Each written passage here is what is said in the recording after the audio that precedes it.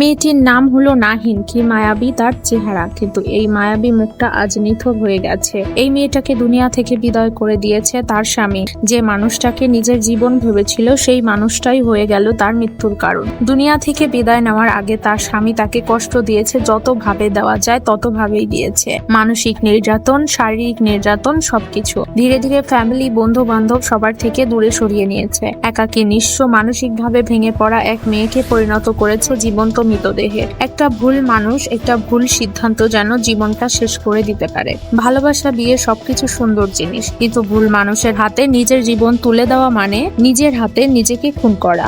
মানুষ চিনতে শিখুন চেহারা দেখে নয়, চরিত্র দেখে। ভালোবাসুন। বিয়ে নামে গুরুত্বপূর্ণ সিদ্ধান্ত হাজারবার ভাবুন। ভুল পার্টনার আপনার জীবনকে শুধু কষ্টময় করবে না, আপনাকে দুনিয়া থেকেও মুছে ফেলতে পারে। এই মেয়েটার মতোই যে একদিন লাল শাড়ি পরে স্বপ্ন দেখেছিল, সে শুধু আজ খবরের পাতায় দুঃখের গল্প হয়ে গেছে। জানা গেছে মৃত্যুর আগে নাহিন GM মোস্তাফিজুর রহমান, যিনি পোর্ট কন্ট্রোল অফিসার নৌ পরিবহনে কর্মরত ছিলেন, তার বিরুদ্ধে একটি লিখিত অভিযোগ পত্র দাখিল করেছেন। সে অভিযোগে নাহিনের সাথে ঘটা নৃশংস নির্যাতনের কথা তুলে ধরেন। অভিযোগপত্রে নাহিন লিখেছেন, অভিযুক্ত মোস্তাফিজুর আমাকে রড, লাঠি দিয়ে আঘাত করেছে। এতে আমি গুরুতর শারীরিকভাবে আহত হয়েছি। হসপিটালে ভর্তি হয়ে চিকিৎসা নিতে হয় আমাকে। এক পর্যায়ে অভিযুক্ত মোস্তাফিজুর আমাকে গরম পানি ছোড়ায় আমার শরীরে দাগ ও পোড়ার চিহ্নের সৃষ্টি হয়। এছাড়া নাহিন আরো বলেন, অভিযুক্ত মোস্তাফিজুর জোরপূর্বক তার রুমে সিসি ক্যামেরা স্থাপন করেন, ফলে তার ব্যক্তিগত নিরাপত্তা বিঘ্নিত হয়। সে মানসিকভাবে ভীতু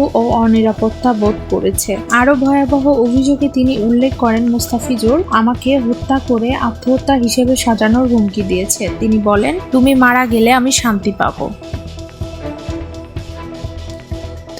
এমনকি বলেছেন, এমন ভাবে আঘাত করব সবাই ভাববে তুমি আত্মহত্যা করেছ। তিনি মোবাইলে কোনা দিয়ে নাহিনকে আঘাত করেছে, ফলে 2 মাসে নাহিন ভালোভাবে দেখতে পায়নি। নাহিন আরো বলেন, অভিযুক্ত বারবার আমার নির্যাতনে মুছে ফেলার চেষ্টা করেছে, তারপরেও অনেক কষ্টে আমি কিছু প্রমাণ সংগ্রহ করতে পেরেছি। তার অভিযোগে মানসিক নির্যাতনের ভয়াবহ দিকটা উঠে এসেছে।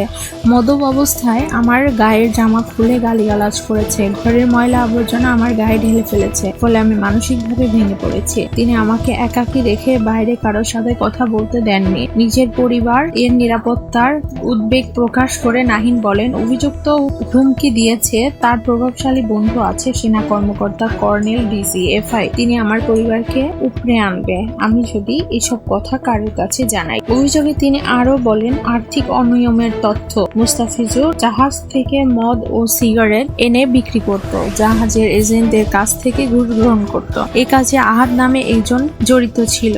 শেষে তিনি লিখেছেন, ওপরের প্রতিটি বিষয় স্বল্প ও দীর্ঘমেয়াদী ভাবে করেছেন তিনি। কিছু ক্ষেত্রে প্রমাণ সংগ্রহ করেছে, সেগুলো সংযুক্ত করেছে। সে বিশ্বাস করে বাকি দিকগুলো দুদক বিভাগীয় পুলিশ তদন্তের মাধ্যমে উন্মোচিত হবে।